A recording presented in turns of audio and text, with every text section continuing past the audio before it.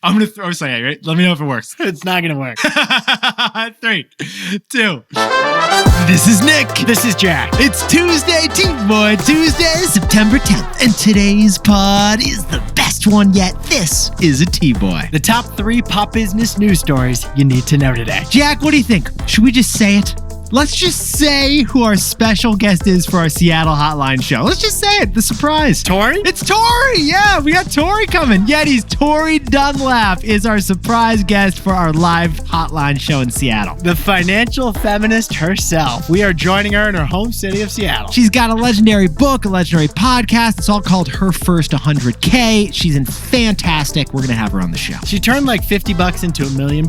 So yeah, she's got some insights to share. It's going to be the best one yet. In the meantime, though, Jack, we got 3 fantastic stories for today's show. What do we got, man? For our first story, Apple just held their once-a-year iPhone event where they showed us the iPhone 16. Now, we expected to see the first AI iPhone, but what we actually got was something else. For our second story, if you call this particular phone number, something wild will happen. Yeah. They will tell you one of the most protected secrets of your identity. This is the wild story about the phone number that has your social security number. For our third and final story, one beverage segment is surging more than any other right now.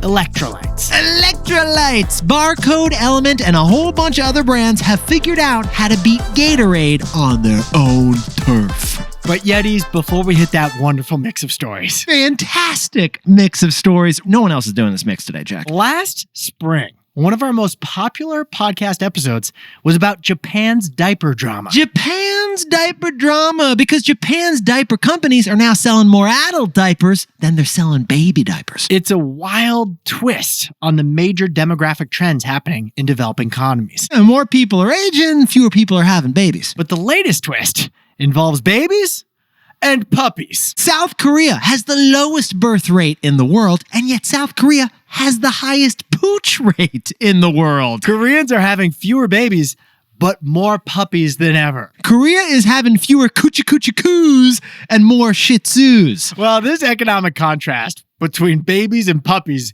is playing out in a wild way. And that wild way is dog strollers. It's a major trend you'll see on the sidewalks of South Korea. Yeah, like picture a bassinet on wheels for a basset hound. You're not putting baby Bitna in the stroller. You're putting your baby Beagle in one. South Korea is selling more strollers for puppies than strollers for babies. I've never seen a stroller for a puppy before. You got to spend more time with me in San Francisco, Jack. In fact, dog stroller sales have now quadrupled in South Korea since 2019. Why are we putting dogs in strollers, though? Dogs love to walk. Why don't we just let them walk on a leash? That's true. You do take your dog for a walk. You do think that'd be fun to do. It's not a stroller. It's like a rolling prison for dogs who wish they were walking on the street instead. I mean, Jack, on the other hand, have you ever walked around on 4 legs for the entire day? That's exhausting, man. I think this is inhumane, dude. Sounds like a spa day to me, Jack. Feels like we got to ask a few of those shih tzus. Yeah, it is. The population slowdown. It's having a major and unexpected impact on society. Including this one. The puppy stroller. Jack, yeah, let's hit our 3 stories. 15 years before this song, 2 boys from the Northeast met in the dorm. They had an idea that caused a cultural storm. It's the best one yet, but the best is the norm. Jack, Nick, that's it. I don't even think they need to practice. 50%, that's a fat tip. TBOY City on your at list. If you know, you know, cause we ready to go. We can't wait no more, so just start the show. Start the show. For our first story, Apple just unveiled the 16th iPhone, or as they say in Game of Thrones, the iPhone, the 16th of her name. Well, we all expected the AI iPhone, but what we got was the iCamera. iCamera. Now, Yetis, back in June, Apple launched AI, as in not artificial intelligence, Apple intelligence. We linked in our episode description our coverage of that big Apple AI event in June. So 3 months later, yesterday in September, we all expected the latest iPhone to be all about AI features. We expected the first AI iPhone. But Apple told us yesterday the AI is not ready. Yeah, it's not quite ready yet. Instead, Apple showed off how AI would enhance the iPhone, but this was not, unlike we all expected, an AI iPhone. Apple.com even says right now that Apple Intelligence will not be available until the fall.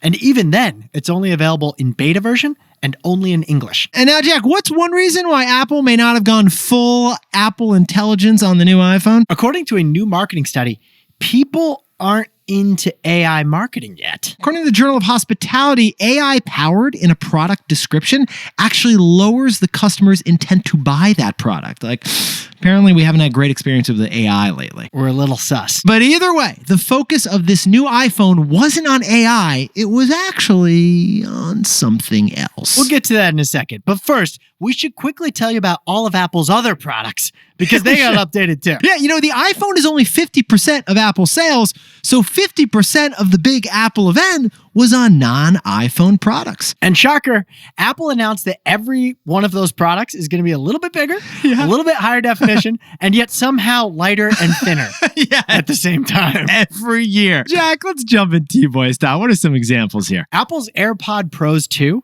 can now conduct a hearing test. And if it determines that you don't hear that well, it can act as an OTC hearing aid. So your Apple AirPod Pros in your ears could act as a physical hearing aid without going to the doctor. Another health element came with the latest Apple Watch, which is the 10th of its name. I like what you did there. The newest Apple Watch can actually hear you snoring, and then it can detect signs of sleep apnea based on your and it'll send you an email and be like, hey, you might want to see a medical professional. Not just because your spouse hates your snoring. Apple, as we've said, thinks that it's Dr.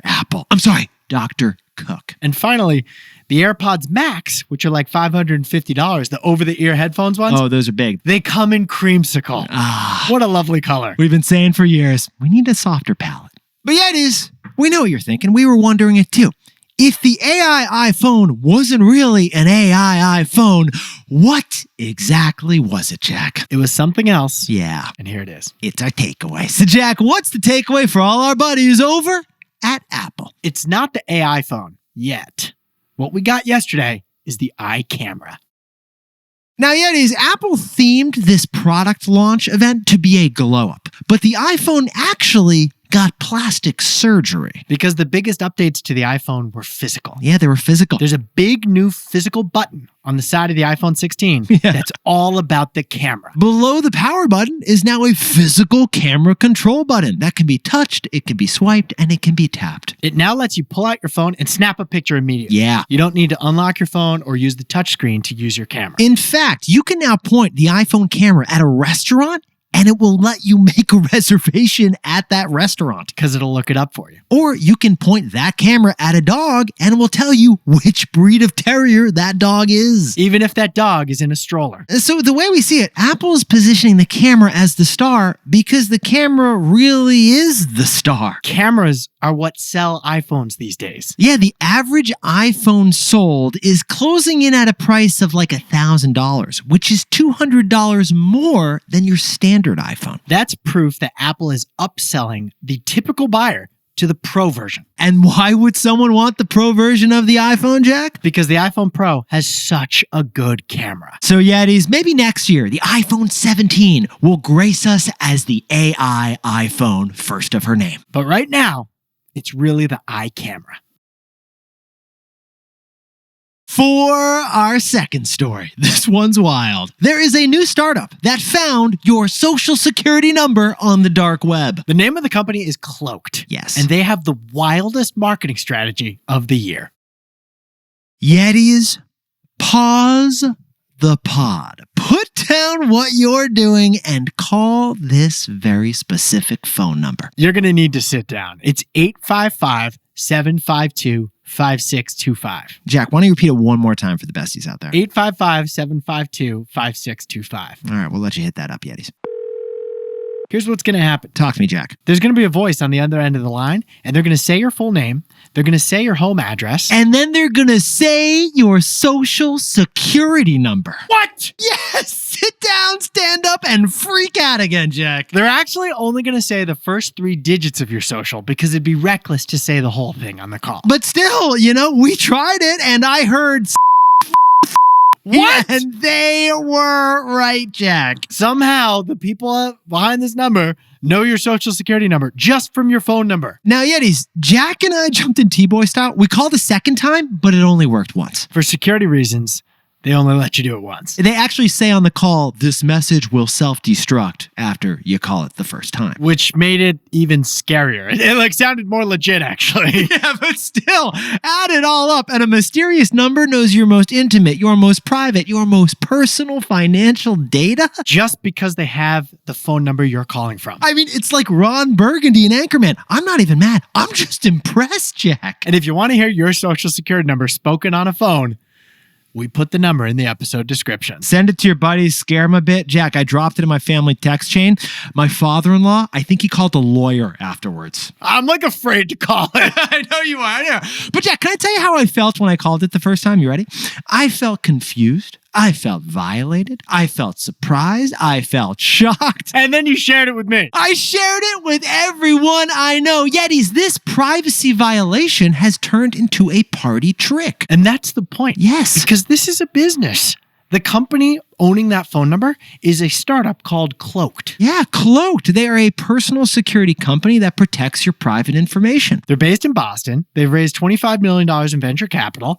And after people hear that they found your number on the dark web, yes, and you realize how exposed you are, yes, you sign up for their service to protect your personal identity. Yes! Although I should point out they're based just outside Boston, Jack. And since launching this mysterious phone number, their business has begun to surge. Because in the first 24 hours of launching this phone number, they got 700 calls and the number of users on Cloaked doubled. Then they used that venture capital money to get a billboard in Times Square.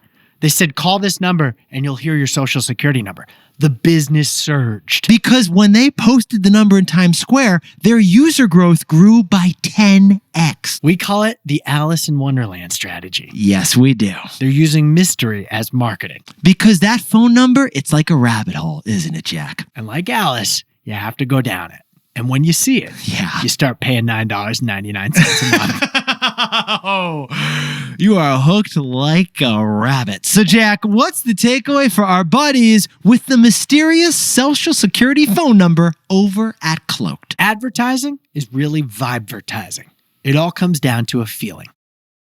Now, Yetis, if Cloaked had done a typical ad or billboard saying, your social security number is exposed, let us protect you, you'd probably ignore that ad. Instead, they designed an experience that forced you to feel a strong emotion. So besties, Cloaked, they didn't convert 10 times more users by just pitching a product. They did it by eliciting a feeling. They're a case study that the best marketing, it's about a feeling, not the product. The best advertising is really vibe-vertising. Hey Yetis, if you're a bestie, take a sec and hit that subscribe button. And like this video while you're at it. If you leave a comment, by the way, we'll read it. For our third and final story, H2O just isn't enough anymore. We're looking at the boom of a new segment, electrolyte-infused water brands. Salty powders. They were Gatorades for the taking, but Gatorade let that industry slip through its hands.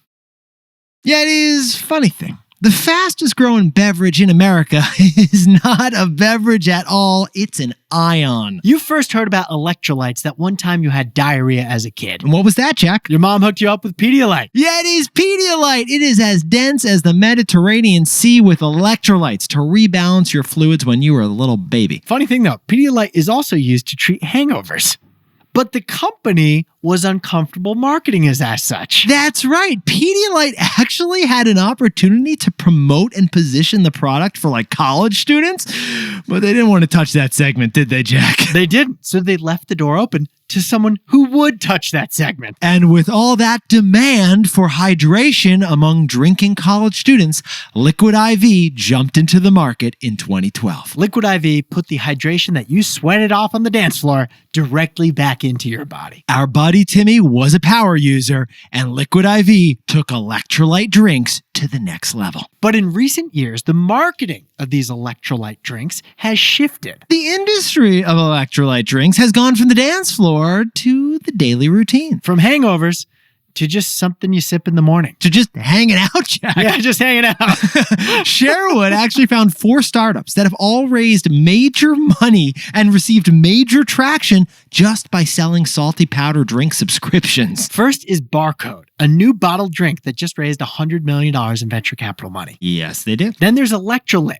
which is selling $400 million of pretty much the same product already. But Jack, it's not just those two, because Element saw their sales triple last year to $200 million, and Liquid IV is still advertising electrolyte waters on a podcast near you. Promo code TBOY. I don't think that's going to work. Yeah, we're not sponsored by them, but odds are some podcast has some promo code for some electrolyte water. Like Logan Paul, who actually has his own functional water brand. Called Prime. And Lionel Messi, who also has his own water brand. Called Moss Plus. Now, part of this electrolyte water trend is the container. Yeah, exactly, because these electrolyte startups are piggybacking off of the tumbler trend. Because you bought that huge Stanley tumbler mug, yeah, you want to fill it each night with electrolyte powder. What Jack and I are saying is that Stanley crawled so that Element could run. But the real trend driver is a lifestyle shift among young people to prioritizing their health and wellness. You're not going out as late with coworkers for drinks, are you, Jack? You're soul cycling with coworkers or doing yoga, and then you're in bed by 8 o'clock, sipping that huge Stanley tumbler. Hey, boss, we finalized the deal between push-ups at Barry's boot camp while drinking 42 ounces of AG1. Hydration. It's a passion of mine. Stick it in the Stanley tumbler. So, Jack, what's the takeaway for our buddies over at the electrolyte water industry? Gatorade failed. The innovator's dilemma. Yetis, let's go back to 1965. The University of Florida realized that gators were losing more than just water when they sweat on the football field. So the U of F scientists invented this category. They did. They also heaped in spoons of sugar to each Gatorade bottle, though. Now, Gatorade could have preached the power of salt and sold a no-sugar electrolyte salt packet direct to consumer on podcasts like all those other startups we just mentioned. And with Gatorade's marketing might, they easily could have won this category. But that could have impacted sales of their flagship product, the full sugar bottled Gatorade. So Gatorade didn't do it. New entrants jumped in, and Gatorade's market share fell. Now, in 2021, Gatorade did launch a Gatorlyte, a liquid IV copycat, and Gatorade does now sell electrolyte water in a bottle. But Gatorade is now chasing the trend that they were perfectly positioned to lead. They're chasing what they could have led. Because Gatorade was too afraid to disrupt itself. Gatorade failed the innovator's dilemma. Jack, can you whip up the takeaways for us for TBOY Tuesday? Apple's iPhone 16 starts at $800, and beta AI features don't come until a software update in the fall. This ain't the AI iPhone quite yet. This is an iCamera. For our second story, Cloaked is the cybersecurity startup that will terrify you because they found your social security number. I know your number. We'll put it in the description. Yetis, remember, you're not selling a product, you're selling a feeling. The best advertising is really vibe-vertising. And our third and final story is an ion. Electrolyte drinks are everywhere. Startups, though, are dominating the category. Because Gatorade failed the innovator's dilemma. But Yetis, this pod's not over yet. Here's what else you need to know today. It is debate night in America. The first presidential debate between Donald Trump and Kamala Harris is tonight. 9 o'clock in Philadelphia at the National Constitution Center. It'll be televised on ABC. The moderators are David Muir and Lindsay Davis. The polls are neck and neck, especially in the battleground state of Pennsylvania. And second, a happy first day of work to the new Starbucks CEO, Brian Niccol. Brian was previously the CEO of Chipotle, and before that, he was the CEO of Taco Bell. Yet Starbucks stock was down 20% this year as sales slowed and wait times rose. But guess what? The stock has jumped 20% just because this new guy, the turnaround expert, is on board now. And finally, Michael Jordan is tired of no one buying his house, so he just cut the price in half, Jack. You can now jump in. When Michael Jordan played for the Bulls, he had a mansion just outside Chicago. Yes. And he's been trying to sell it for 12 years, but no one's buying. So Michael Jordan just slashed the price from $29 million to $15 million, basically cut it in half. One issue with the home, Yeah. The number 23 Yes. is built into the mention. Yeah, it's kind of a problem. You have to love 23. Like 23 is on the gate, it's on the garden, it's imprinted on the bathrooms. I heard there's 23 bathrooms. For $15 million, there better be 23 bathrooms. Now, time for the best fact yet. This one whipped up by Jack and me because the debate is in Philadelphia. So Jack and I were just talking about Philadelphia. Mm-hmm. Here's the interesting thing about Philadelphia. Philadelphia has the most BYO restaurants in the country. Bring your own wine? Bring your own alcohol to the Love restaurants. that. I know. Isn't that amazing? I wonder why Philadelphia. Well, Philadelphia has over 300 BYO restaurants. And the reason is that Pennsylvania has highly restrictive liquor licenses. So because they make it really hard to get a liquor license, they make it very easy to let restaurants do BYO alcohol. Bring your own alcohol. It's such a good deal. I mean, it is extremely tasty and it's a lot cheaper when you bring your own reds. But make sure to tip the waiter extra Yeah. if you bring your own bottle. Yetis, you look fantastic for T-Boy Tuesday. And remember, if you see a Rottweiler going around in a carriage one of these days, take a pic and send it to us at T-Boy Pod. We want to see these puppies getting pampered. I've never seen a dog stroller. I still think it's inhumane. All right, well, you walk around on 4 legs all day and you tell us if you need a stroller, Jack. Yetis, Nick and I. We'll see you tomorrow. HYHTBOY. Have you heard the best one yet? That's how we grow the show. And Jack and I will see you tomorrow.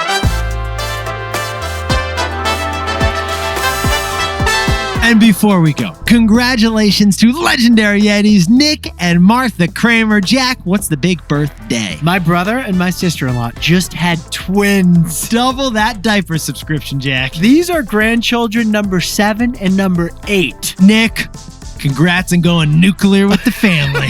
And happy birthday to Emma Gardner, the legendary Yeti in Louisville, Kentucky, who is definitely popping some champagne. Happy 31st birthday to Kara and Barato in Savannah, Georgia. And Jonathan Campos is turning a lovely 37 in Montclair, California, having dinner chats about T-Boy facts as we speak, Jack. Happy pizza pool party birthday to Alyssa Neubauer in Houston, Texas. And Hardik Vora in Santa Clara, California, has got the best birthday yet. Happy birthday to Jose Balandria Perez, who's turning 44 in Milwaukee. And he's getting one step closer to U.S. citizenship. We can't wait till you get to celebrate it, Jose. And happy 25th birthday to Matt Hurd in Dallas, Texas, who's celebrating with some mezcal and an Apple Vision Pro. And Scott Lorish down in Scottsdale, Arizona, the OG Scotty of Scots, has got 2 baby bunnies, caramel garlic and babka. And congratulations to Kyle Haberman in Exton, Pennsylvania for 2 years of marriage. Congratulations, guys. Celebrate that win. And to anyone else celebrating something today, make it a T-Boy. Celebrate the wins.